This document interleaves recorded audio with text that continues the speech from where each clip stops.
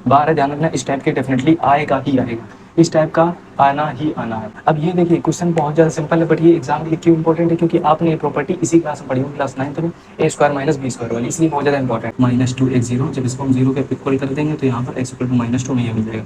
तो भाई एक -10 मिल गया, एक -2 मिल गया और एक -1 मिल गया। तो यहाँ पर हमारे तीनों आंसर।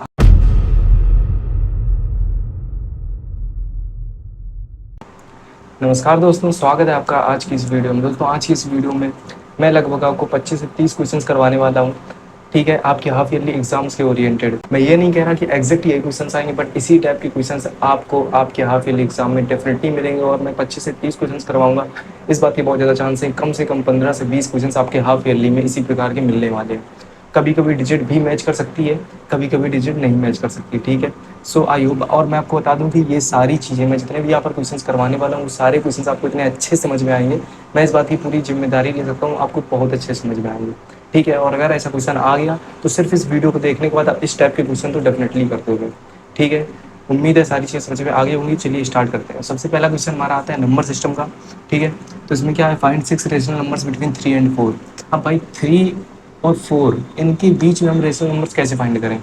तो देखिए मैं बहुत ज़्यादा एक्सप्लेन नहीं करूँगा, सिर्फ क्वेश्चन से रिलेटेड जितनी भी चीज़ें इस्तेमाल होने वाले हैं वो ही मैं आपको बताऊँगा, ठीक है।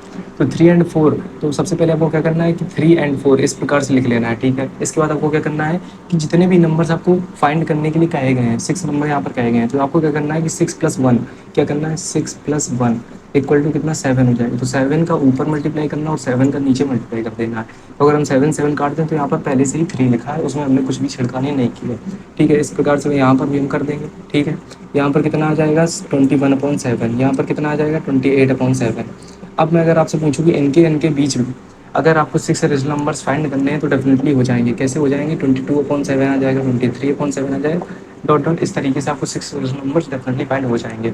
इसी प्रकार से एक और क्वेश्चन बन जाता है, फॉर एग्जाम्पल आपको 3/5 एंड 4/5 इनके बीच में अगर फाइंड करने हैं, इनके बीच फाइंड करने, तो आप क्या करेंगे, तो बेसिकली आपको कुछ नहीं करना है, यहाँ पर क्या करना है, 3/5 हो जाएगा और 4/5 ऐसे लिख लेंगे, ऊपर मल्टीप्लाई कर देंगे, कितने, 6 फाइंड करने हैं ना, फॉर एग्जाम्पल 3 फाइंड करने हैं, तो आप क्या करेंगे, 4 से मल्टीप्लाई करेंगे, 3 + 1, यहाँ पर भी 4 से कर देंगे, यहाँ पर भी 4 से कर देंगे एंड यहाँ पर भी 4 से कर देंगे, ठीक है। कितना आ जाएगा, 4 3 जा 12, 12 आ जाएगा और यहाँ पर 20 एंड यहाँ पर 16/20, ठीक है। 12/20, 16/20, इनके बीच में आप डेफिनेटली 3 रेशनल नंबर्स आराम से फाइंड कर सकते हैं, 13/20, 14/20 एंड 15/20, ठीक है। इस प्रकार से अगला टाइप का जो हमारा दोस्तों क्वेश्चन आता है वो इस तरीके से आ जाता है कि भाई हमें इस तरह से कुछ नंबर दे दिया होगा, 0.47 और 7 के ऊपर बार, ठीक है।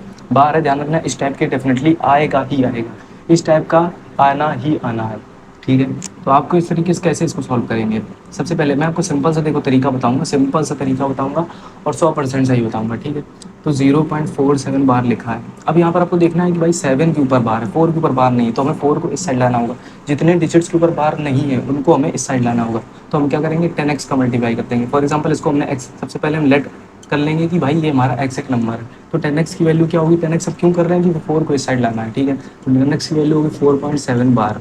अब बार का मतलब हो गया कि भाई इस तरह से 7777 आता ही जा रहा है इनफाइनाइट बार, इस तरीके से, ठीक है। तो अब हमें ये एक नंबर मिल गया, इसको हम इक्वेशन मान लो फर्स्ट मान लेते हैं, ठीक है।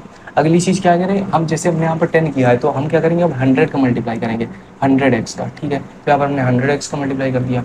एक बार 10x का क्यों किया है, क्योंकि 4 को इधर लाना था। अब 100 क्यों कर रहे हैं, क्योंकि क्वेश्चन सॉल्व करना है, तो 100 कर देंगे, ठीक है। 10 के बाद 100। अब इसके बाद एक और होता, फॉर एग्जाम्पल यहाँ पर 2 डिजिट होते तो यहाँ पर 100 करते हो, यहाँ पर 1000 करते, ठीक है। इस प्रकार से हो गया, तो 47.7777 इस तरह से मिल जाएगा। इसको हम क्वेश्चन नंबर सेकंड माने ले रहे हैं, ठीक है। अब हमें क्या करना है कि भाई सेकंड इक्वेशन को फर्स्ट इक्वेशन को माइनस कर देना है सेकंड से। तो यहाँ पर अगर हम इसको माइनस करेंगे तो कितना आएगा, 90x आएगा। और ध्यान से देखिएगा, 47.77 इस तरह से, और 4.77 इस तरह से। अगर हम इसको माइनस करेंगे तो ये तो पूरा कट जाएगा पॉइंट के उस साइड वाला, क्योंकि भाई यहाँ पे 7 है, यहाँ भी 7 है। इसको माइनस करेंगे तो क्या आएगा, 43। तो इसी को हम यहाँ पर इन दोनों को जब माइनस करेंगे कितना आ रहा है, 43। तो x की आंसर कितना आ गया, 43/90।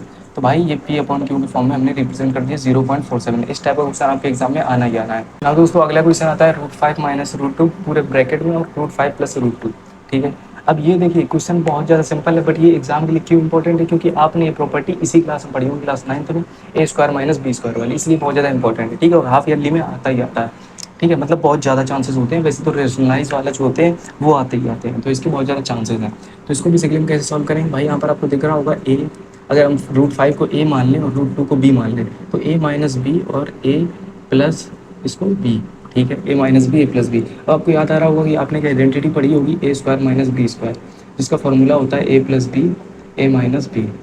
ठीक है, तो यहीं पर इसको हम यहाँ पर इस्तेमाल कर लेंगे, और यहाँ पर क्या आ जाएगा, √5 का होल स्क्वायर, भाई इस फॉर्म में लिखा है, इस फॉर्म में हम लिख लेंगे √5 का होल स्क्वायर माइनस √2 का होल स्क्वायर। तो यहाँ पर क्या आ जाएगा 5, यहाँ पर क्या आ जाएगा 2, आंसर आ गया 3। इस प्रकार से, इसी प्रकार से और भी आ सकते हैं, जैसे √3 प्लस √2, ठीक है, और √3 माइनस √6। अब यहाँ पर देखिए, यहाँ पर आइडेंटिटी नहीं बन रही, यहाँ पर ए तो है, बी भी है, बी इसको मान लिया, ए इसको मान लिया। अब यहाँ पर ए तो है, बट यहाँ पर एक तीसरा सी नंबर आ गया है, तो ये वाली आइडेंटिटी नहीं बन पाएगी। ठीक है, तो हम इसको किस तरीके से सॉल्व करेंगे, नॉर्मल तरीके से सॉल्व करेंगे, इसका इससे मल्टीप्लाई करेंगे, इसका इससे मल्टीप्लाई करेंगे। तो √3 का √3 से मल्टीप्लाई तो 3 आ गया, √3 का √6 से मल्टीप्लाई तो माइनस का कितना आ गया, हाँ माइनस का √3 और माइनस का √6, ठीक है, दोनों मल्टीप्लाई हो जाएंगे। अब यहाँ पर इनका मल्टीप्लाई करेंगे तो प्लस का आएगा कितना, √2 और इंटू √3, ठीक है। अब यहाँ पर माइनस कितना आ जाएगा, √2 इंटू √6, ठीक है। तो इस तरीके से हम इसको सॉल्व कर सकते हैं। अब इसको और अच्छे से लिखना है तो ऐसे लिख सकते हैं, 3 माइनस √18 हो गया, या फिर प्लस √6 हो गया, माइनस √12 हो गया। इस तरह से भी हम इसको डेफिनेटली लिख सकते हैं। अगला जो हमारा मोस्ट इंपॉर्टेंट क्वेश्चन आता है, ध्यान रखिएगा, रेशनलाइजेशन के ऊपर एक क्वेश्चन डेफिनेटली आएगा, मतलब आएगा। ठीक है, रेशनलाइजेशन कैसे करते हैं, रेशनलाइजेशन मतलब क्या होता है, रेशनलाइजेशन मतलब होता है कि आपको नीचे से डिनोमिनेटर से क्या करना है, रूट को हटाना है। ये रेशनलाइजेशन का एम होता है, मोटिव होता है। तो इसको सबसे पहले हम इसको सॉल्व करते हैं। तो यहाँ पर कितना है, √7 माइनस √6। अब अगर मैं डिनोमिनेटर को हटाना है तो हमें क्या दिख रहा है भाई, √7 माइनस √6, ए माइनस बी तो है। अगर हम कहीं से ए प्लस बी ले आए तो क्या होगा, यहाँ से रूट हट जाएंगे। तो ए प्लस बी कैसे ला सकते हैं भाई, सिर्फ यहाँ पर ए प्लस बी का डिनोमिनेटर केवल मल्टीप्लाई कर नहीं सकते हैं, अगर मल्टीप्लाई करना है तो ऊपर भी करना पड़ेगा। तो हम क्या करेंगे, √7 प्लस √6, ध्यान रखिएगा यहाँ पर माइनस है और यहाँ पर प्लस, अगर यहाँ पर प्लस होता तो यहाँ पर माइनस होता। ठीक है, √7 और प्लस √6। अब देखिए, ऊपर 1 से मल्टीप्लाई होगा तो √7 प्लस √6 ही आएगा, नीचे से मल्टीप्लाई होगा तो क्या होगा, आइडेंटिटी बन रही है A minus B A plus B, तो A square minus B square. ठीक है, आंसर कितना है, √7 plus √6 upon 7 minus 6 equal to √7 plus √6। Upon में 1 है, उससे कुछ मतलब नहीं, तो यही हमारा आंसर हो गया। अगला क्वेश्चन हमारा √1 अपॉन √7 है, तो इसको हम अगर रेशनलाइज करना है तो कैसे करेंगे भाई, सिंपल चीज़ है, रूट से हटाना है तो सेम नंबर से ऊपर नीचे मल्टीप्लाई कर देंगे। √7 से ऊपर कर दिया, √7 से नीचे कर दिया, इस तरीके से ये कट हो गया, सॉरी ये कट कहाँ कर दिया, √7 में करेंगे तो 7 हो जाएगा। ठीक है, ऊपर आ जाएगा √7, तो नीचे से हमारा डिनोमिनेटर हट गया, यही हमारा एम और यही हमारा आंसर हो गया। ना दोस्तों, पॉलिनोमियल हमारे जो इंपॉर्टेंट क्वेश्चन आते हैं, एक्सपेक्टेड क्वेश्चन आते हैं, वो क्या है। सबसे पहले देखिए, इस प्रकार का आपका एमसीक्यू हो सकता है, y2 plus x square plus x, एक पॉलिनोमियल दिया है और कोएफिशिएंट पूछा जा सकता है किसका, एक्स स्क्वायर का, एक्स का, x0, मतलब पूछा एक का ही जाएगा, मतलब मैं आपको समझाने के लिए तीनों का ही बता दे रहा हूँ। ठीक है, तो एक्स स्क्वायर कोएफिशिएंट कितना आएगा भाई, एक्स स्क्वायर के साथ कुछ नहीं, कुछ का मतलब 1 नहीं, कुछ जिसके पास कुछ नहीं उसके पास 1 है, तो ठीक है भाई, एक्स स्क्वायर कोएफिशिएंट 1 आ जाएगा। एक्स पावर 0 मैं बता दूंगा, एक्स क्या है, एक्स के साथ भी कुछ नहीं है, तो भाई इसका भी 1 आ जाएगा। अब एक्स पावर 0 की वैल्यू कितनी होती है, 1 होती है। तो अगर जो कोई अकेला रखा है, 2 अकेला है, तो 2 इंटू 1 करेंगे भाई, इसके साथ अगर मान लें कि हम एक्स 0 है, ठीक है, तो एक्स 0 की 1 आ गई वैल्यू, 2 इंटू 1 2, मतलब जो अकेला बैठा है उसके साथ एक्स की पावर 0 होता है। ठीक है, तो यहाँ पर जो अकेला बैठा है तो इसका कोई एफिशिएंट कितना होगा 2 होगा, और इसको हम कांस्टेंट भी बोलते हैं, ध्यान रखिएगा, 2 हम कांस्टेंट बोलते हैं। तो इस प्रकार से क्वेश्चन आ सकता है। अगला जो हमारा क्वेश्चन आता है, वेरिफिकेशन ऑफ जीरोस का वेरिफिकेशन करना आ सकता है कुछ इस प्रकार से। ठीक है, तो यहाँ पर जीरोस का वेरिफिकेशन कैसे होता है, जो भी एक्स की वैल्यू यहाँ पर दी गई है उसको हम पी ऑफ एक्स में मतलब रखेंगे उस वैल्यू को, और अगर 0 आ रहा है तो इसका मतलब कि हमने वेरीफाई कर दिया कि भाई ये जो है एक्स की वैल्यू, ये इसका 0 है इस पॉलिनोमियल का। तो हम इसको रख देंगे P of minus M upon L equal to L of X की जगह कितना, minus M upon L plus M. ठीक है, इतना रख दिया हमने, P of minus M upon L equal to, भाई एल से क्या हुआ, हाँ एल से ये एल है, एल से एल कटा, minus M plus M equal to 0। Hence आप क्या लिख देंगे, हेंस पी और sorry X equal to minus M upon L is the zeros of P of X. ठीक है, इस तरीके से आप लिख देंगे, प्रूव हो गया। 2 नंबर में क्वेश्चन आ सकता है, बहुत ज़्यादा इंपॉर्टेंट है, सी एक्स प्लस डी अपॉन ए एक्स, मतलब समझ गए। मैं आपको समझाता हूँ कि जीरोज हमें फाइंड करना है सी एक्स प्लस डी के, एमसीक्यू में आ सकता है। तो जीरोज कैसे फाइंड किए जाते हैं, हम इसको कुछ नहीं बस 0 के इक्वल कर देंगे, तो यहाँ पर वैल्यू कितनी आ जाएगी एक्स की, माइनस डी अपॉन सी। तो ये हमारा आंसर हो गया। अगर हमें ए एक्स का 0 फाइंड करना है, जीरोज फाइंड करना है, एमसीक्यू में आ गया। ठीक है, तो ए एक्स इक्वल टू 0 रख देंगे तो एक्स इक्वल टू 0 हमारा इसका आंसर हो जाएगा। उम्मीद है आपको इतना समझ में आया होगा। तो दोस्तों जो हमारा अगला क्वेश्चन आता है वो क्या आता है कि भाई क्यूब में हमें पॉलिनोमियल दिया होगा, क्यूबिकल पॉलिनोमियल, और उसको हमें फैक्टराइज करना होगा। तो स्क्वायर वालों को तो शायद आप फैक्टराइज कर लेते होंगे, हो सकता है कुछ लोग क्यूबिक वाले भी कर लेते हैं, बट एक बार सीख लीजिए, ठीक है। मैं आपको दोनों ही रिवाइज करवा दूंगा, स्क्वायर वाले भी क्यूबिक वाले भी। तो फॉर एग्जांपल क्यूबिक वाला है तो सबसे पहले हमें एक एज्यूम करना पड़ेगा, सोचना पड़ेगा कि एक पहला वो क्या हो सकता है। तो पहला हम क्या करेंगे, शुरुआत कहाँ से करेंगे, 1 से और -1 से। तो अगर हम इसमें 1 रखते हैं तो क्या ये 0 होगा, नहीं होगा, क्योंकि सब जगह प्लस दिया हुआ है, कभी नहीं होगा। अगर मैं -1 रखूँ, यहाँ पर उम्मीद है 32x होगा, ठीक है। तो यहाँ पर अगर मैं -1 रखूँ तो क्या ये 0 हो सकता है, तो वही -1 का होल क्यूब 130 -32, हाँ हो जाएगा। अगर मैं इसमें -1 रखूँगा तो हो जाएगा। अगर -1 से ना होता तो मैं 2 देखता, फिर -2 देखता, इस प्रकार से, और किसी न किसी से ये हो ही जाता। तो -1 जब मैं रखूँगा x की जगह, p ऑफ -1 तो कितना मिलेगा, -1 का होल क्यूब प्लस 13 ऑफ -1 का whole square plus 32 of -1 plus 20। इसको हम सॉल्व करेंगे कितना आएगा, -1 -13, ठीक है, सॉरी ये तो प्लस हो जाएगा, स्क्वायर जाके तो +13 -32 प्लस 20। तो यहाँ पर ये कितना आ गया, 33 -1 -32 तो -33, और प्लस का 20 प्लस का 13 तो प्लस 33। तो ये दोनों माइनस प्लस कट गए, आंसर आ गया 0। मतलब कि जो -1 है ये इसका एक 0 है। -1 यहाँ पे आप क्या लिखेंगे, therefore -1 is a 0 of this polynomial. So अगर -1 0 है तो x प्लस 1, फॉर एग्जाम्पल देखिए x प्लस 1 इसका एक फैक्टर हो जाएगा, x plus 1 will be factor. Factor क्यों हो जाएगा, फॉर एग्जाम्पल अगर ये एक फैक्टर है तो अगर हम इसे फाइंड करें x इक्वल टू -1, अगर x की वैल्यू फाइंड करें तो x इक्वल टू -1 आएगी, जो कि इसका 0 है। तो भाई अगर x प्लस 1 फैक्टर है तो -1 इसका 0 होगा, और अगर -1 इसका 0 है तो x प्लस 1 इसका फैक्टर होगा। अगर +1 इसका 0 होता तो x -1 इसका फैक्टर होगा, ठीक है। तो x प्लस 1 इसका फैक्टर हो जाएगा, तो हम क्या करेंगे, x प्लस 1 से इसको डिवाइड कर देंगे, इस स्क्वायर क्यूबिक पॉलिनोमियल को, ठीक है, इस प्रकार से +32x प्लस 20। अब डिवाइड तो आप लोग कर ही सकते हैं, उम्मीद है, और अगर नहीं कर पा रहे हैं तो कोई बात नहीं, मैं बता देता हूँ, ठीक है, पूरा ही सवाल कर आते हैं। तो सबसे पहले x प्लस 1 का हमें किस में मल्टीप्लाई करेंगे, हम एक्स क्यूब मिल जाए तो एक्स स्क्वायर में करेंगे भाई, एक्स क्यूब हो जाएगा। इसके अलावा एक्स स्क्वायर का इसमें करेंगे तो प्लस का एक्स स्क्वायर मिलेगा। अब भाई क्यूब से क्यूब तो कट जाएगा, क्योंकि यहाँ पर माइनस आ जाता है, यहाँ पर भी माइनस आ जाएगा, बट इसको जब हम काटेंगे तो -12 एक्स स्क्वायर मिल जाएगा। -12 क्यों मिलेगा भाई, माइनस तो इधर पे आया है तो फिर प्लस का 12 मिलेगा। इसके अलावा +32x बचा प्लस 20 बचा। अब हम किससे करेंगे, 12x से करेंगे, प्लस 12x से, क्योंकि भाई 12x से करेंगे तो 12x स्क्वायर आएगा और यहाँ पर माइनस हो जाएगा, तो यहाँ पर ये पूरा कट जाएगा। तो 12x से किया है तो यहाँ पर क्या आएगा 12x, ठीक है, यहाँ पर भी माइनस आ जाएगा, कितना बचेगा 20x प्लस 20। तो हम करेंगे प्लस 20 से, तो 20x आएगा प्लस 20 आएगा, दोनों जगह माइनस आएगा और यहाँ पर ये पूरा कट जाएगा। तो यहाँ पर ये हमें एक स्क्वायर मिल गया, मतलब स्क्वायर पॉलिनोमियल मिल गया यहाँ पर, ठीक है। X square plus 12x plus 20, तो एक यहाँ पर हमें जीरोस तो यहाँ पर मिल गया था, तो हमें इससे फाइंड करने हैं। ये इसको कैसे सॉल्व करेंगे, ठीक है, इसको कैसे सॉल्व करेंगे, 20 का यहाँ पर इसका कोएफिशिएंट मल्टीप्लाई करेंगे तो यहाँ पर 1 है तो 20 ही आएगा। अब 10 टू या 20 होता है तो x square plus 10x, 10 to या 20 होता है तो 10 और 2 में 10x प्लस 2x में हम इसको तोड़ देंगे, 20 आ गया, ठीक है। तो यहाँ पर x कॉमन ले लेंगे, x प्लस 10 आ गया, यहाँ पर 2 कॉमन ले लेंगे तो x प्लस 10 आ गया। तो यहाँ पर होल से जब कॉमन लेंगे तो x प्लस 10 आएगा और बचेगा कि x प्लस 2 बचेगा। तो भाई ये और ये भी हमें तो दो फैक्टर और मिल गए। यहाँ पर x प्लस 10 को जब हम 0 के इक्वल कर देंगे तो x इक्वल टू -10, एक 0 ये मिल जाएगा, और x इक्वल टू -2 एक 0, जब इसको हम 0 के इक्वल कर देंगे तो यहाँ पर x इक्वल टू -2 में ये मिल जाएगा। तो भाई एक -10 मिल गया, एक -2 मिल गया और एक -1 मिल गया। तो यहाँ पर हमारे ये तीनों आंसर आ गए। उम्मीद है आपको ये सारा सवाल पूरा समझ में आ गया होगा अच्छे से। तो दोस्तों यहाँ पर पॉलीनोमियल के बहुत ज़्यादा इंपॉर्टेंट क्वेश्चन है, इसको मतलब बहुत ज़्यादा चांस है इसके आने के, डेफिनेटली आने के, मतलब आ भी सकता है, बहुत ज़्यादा चांस है, ठीक है। तो इसको कैसे सॉल्व करेंगे, देखिए काफ़ी ज़्यादा इंपॉर्टेंट भी है, आप देखना इसमें आपका दिमाग लगेगा इसको सॉल्व करने में। सबसे पहले यहाँ पर देखिए, आपने एक आइडेंटिटी पढ़ी होगी, इसको देख के आपको कुछ इस तरह का फील आ रहा होगा, कोई एक आइडेंटिटी याद आ रही होगी, a plus b plus c का होल स्क्वायर। क्या होती है identity, a square plus b square plus c square plus 2ab plus 2bc plus 2ca, ठीक है, इस प्रकार से होती है। ये कुछ वैसे ही दिख रहा है, तो माइंड में वो रखना है कि भाई ये फैक्टराइज करना है ना इसको, तो ये कुछ उसी आइडेंटिटी में टूटेगा जाके, ठीक है। अब यहाँ पर प्लस, भाई इसमें तो सब जगह प्लस आता है, प्लस बी प्लस सी का होल स्क्वायर में, तो माइनस क्यों आ रहा है, तो भाई माइनस कैसे आ सकता है, माइनस ऐसे आ सकता है कि भाई यहाँ पर जैसे इसको अगर हम तोड़ेंगे, 4x स्क्वायर लिखा है तो ये 2x का होल स्क्वायर लिखा है, ये 3y का होल स्क्वायर लिखा है। तो भाई क्या 2x का होल स्क्वायर ही केवल 4x स्क्वायर हो सकता है, अगर मैं कहूँ कि -2x का स्क्वायर कितना होगा, तो वो कितना होगा, वो भी तो 4x स्क्वायर होगा। तो मैं क्या लिखूंगा, 2x लिखूँ या -2x लिखूँ, ये चीज़ हमें कौन बताएगा, ये माइनस बताएंगे।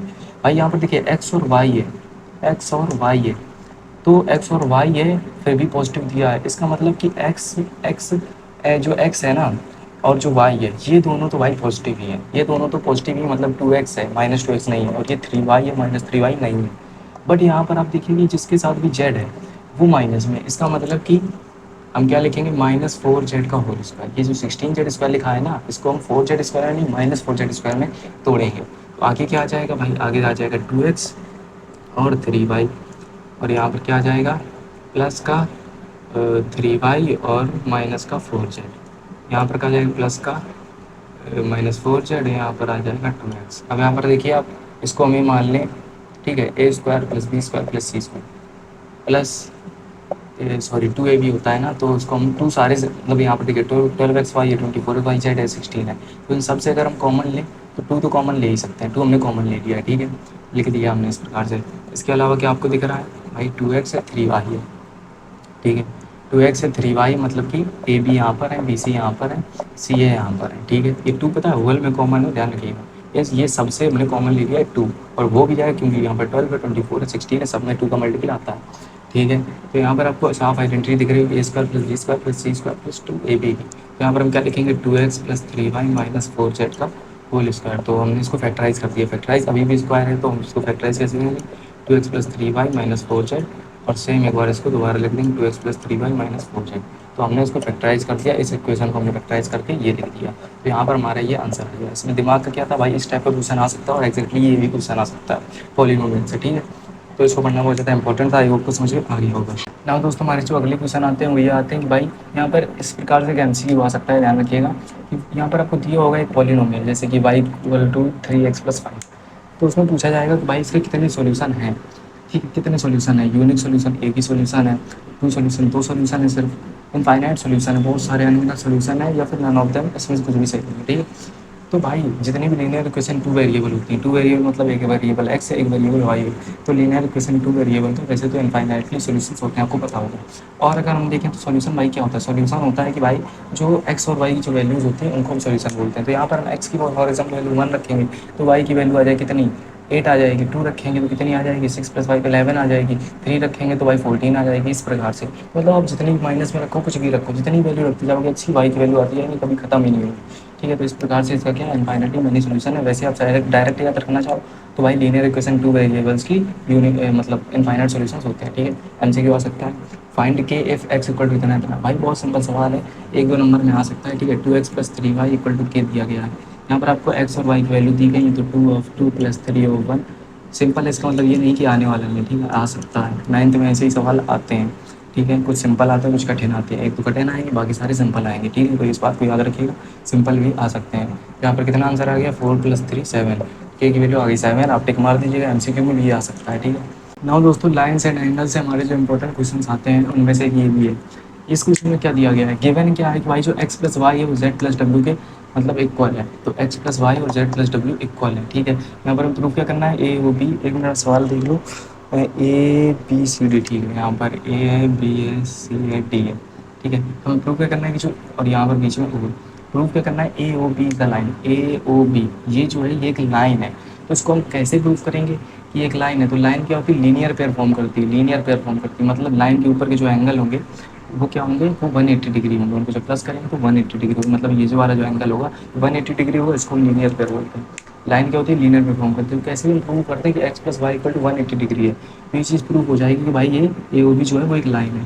तो हम कैसे प्रूव करेंगे, गिवन हमें ये है, तो सबसे पहले तो आपने दिमाग लगा कि ये जो पूरा एक सर्कल बन रहा है, सर्कल का जो कितना होता है, 360 डिग्री होता है, 360 डिग्री। तो हम क्या लिख देंगे भाई, x + y + z, और देखिए गिवन टू प्रूव, जिसमें भाई कुछ गिवन हो और हमें प्रूव करनी हो कोई चीज़, वो सवाल इस तरह सॉल्व होते हैं। सबसे पहले गिवन लिखेंगे, इसके बाद टू प्रूफ लिखेंगे, इसके बाद अगर हमें कोई कंस्ट्रक्शन करना होगा तो वो लिखेंगे, इसके बाद हम प्रूव करेंगे। इसको हम क्या, इसमें कंस्ट्रक्शन कुछ करना नहीं, जिसमें हम सीधे करें x + y + z + w, सारे एंगल्स का सम, ये सर्कल फॉर्म कर रहे हैं इसलिए इसका सम 360 डिग्री होगा। अब भाई यहाँ पर दिया है कि x + y z + w के इक्वल है, तो z + w की जगह हम क्या लिख सकते हैं, x + y लिख सकते हैं। तो गिवन, तो x + y + x + y = 360 degree, और यहाँ पर क्या लिख देंगे ब्रैकेट में, गिवन, ठीक है। यहाँ पर क्या आ जाएगा, 2 of x + y = 360 डिग्री, तो भाई x + y आ गया 180 डिग्री, ठीक है, 2 से कट जाएगा, तो 180 degree means it forms linear pair, linear pair ये बना रहे हैं, देयरफॉर जो ए और बी होगी is a line and hence proof, इस प्रकार से आप लिख देंगे। सो उम्मीद है आपको ये क्वेश्चन भी अच्छे से समझ में आ गया होगा। दोस्तों जो हमारे अगले इंपॉर्टेंट क्वेश्चन आते हैं, एक्सपेक्टेड क्वेश्चन आते हैं लाइन्स एंड एंगल से, वो ये है, ठीक है, इतना है। और मैं मान के चल रहा हूँ भाई लाइन्स एंड एंगल्स तक आपका हाफ ईयरली सिलेबस आ रहा है। बहुत ज़्यादा कुछ लोगों का ट्रायंगल्स तक आ रहा होगा, वरना आई होप कि लाइन्स एंड एंगल्स तक का ही आ रहा होगा, ठीक है। तो सबसे पहले हम इसको सॉल्व करेंगे। यहाँ पर देखिए फिगर दिया गया है, ए बी लाइन है, सी डी लाइन है और ये पैरेलल है, ठीक है, ये पैरेलल है। यहाँ पर एक ट्रायंगल बना पी क्यू आर, ये एक्स है, ये वाई है, ये 50 डिग्री है, 127 डिग्री है, ठीक है। तो गिवन क्या है, गिवन है भाई A B parallel to C D, मतलब गिवन चीज़ें जो क्वेश्चन में होंगी बट मैंने लिखी नहीं थी, ठीक है। तो अगर हम इसको एंगल 1 मान लें और इसको एंगल 2 मान लें, उसको एंगल 3 मान लें, इसको एंगल 4 मान लें, हमें फाइंड क्या करना है, फाइंड करना है हमें एक्स और वाई, ठीक है, मतलब एंगल 3 और एंगल 4 हमें फाइंड करना है। तो A B parallel to C D है, ठीक है, ठीक है। तो हम अब आगे क्या करेंगे, आगे क्या करेंगे, और ये हमें कुछ एंगल गिवन है, फॉर एग्जांपल एंगल 1 गिवन है और एंगल 2 गिवन है, ठीक है। तो आप एक चीज़ देख रहे होंगे कि अगर देयरफॉर जब हम इसको क्या करेंगे, प्रूव करेंगे, तो therefore A B parallel to C D, ये चीज़ हमें गिवन है। तो क्या होगा कि जो एंगल 1 होगा वो एंगल 2 के इक्वल होगा। कैसे होगा, अल्टरनेट इंटीरियर, मैं लिख दूँ अल्टरनेट इंटीरियर, ठीक है। इस प्रकार से कैसे होगा, ये एक लाइन है, ये एक लाइन है, ठीक है, ये जो एक लाइन है ये ट्रांसवर्सल मानी जाए, क्यों, ये पैरेलल लाइंस को कट कर रही है। तो ये वाली जो चीज़ होगी, अरे सॉरी, एंगल 1 प्लस एंगल 3, ये पूरी जो होगी ये पूरे इस इक्वल, इसके इक्वल होगी। ध्यान रखिए ये लाइन जा रही है, ये पूरा अल्टरनेट इंटीरियर एंगल बन रहा होंगे। उम्मीद है आपको समझ में आ गया। तो angle 1 plus angle 3 equal to angle 2, angle 2 कितना है 127 डिग्री, एंगल 3 तो हमें फाइंड करना है जो कि वाई के बराबर है, एंगल 1 कितना है 50 डिग्री।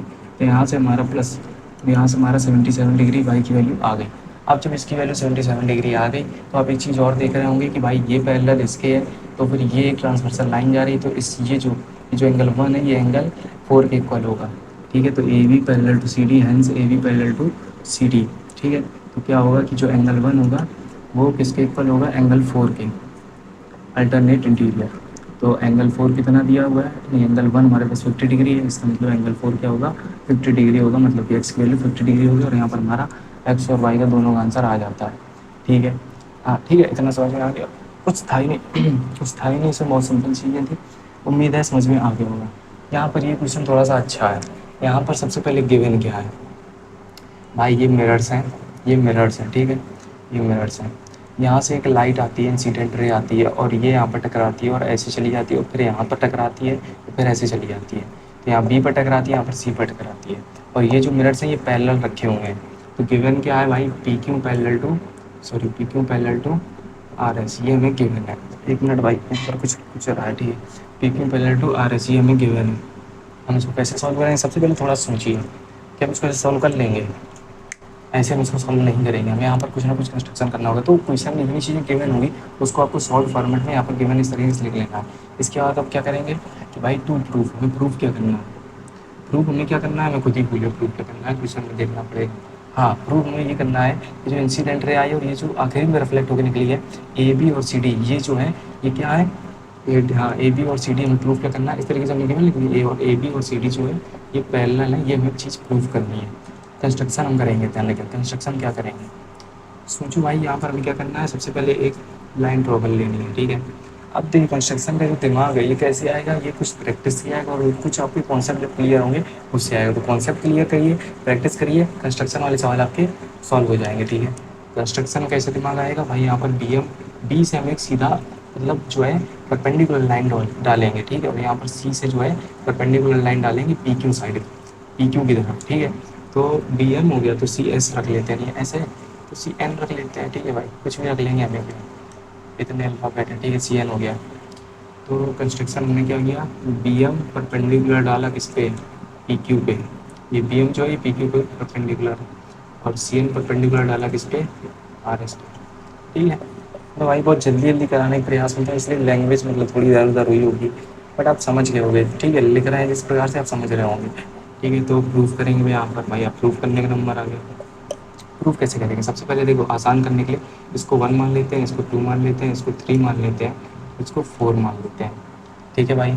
अब यहाँ पर देखिए अगर हमने ये दोनों परपेंडिकुलर डाली हैं, ठीक है, ये इसके परपेंडिकुलर है और सी एन इसके परपेंडिकुलर है, तो ये दोनों पैरेलल होगी, ठीक है। तो hence B M parallel to C N. भाई पैरेलल होगी क्योंकि दोनों परपेंडिकुलर लाइंस हैं, तो ये दोनों पैरेलल हैं और ये दोनों परपेंडिकुलर है, इसका मतलब ये दोनों भी क्या बोलते हैं, पैरेलल हो जाएंगी। तो यहाँ पर थ्रू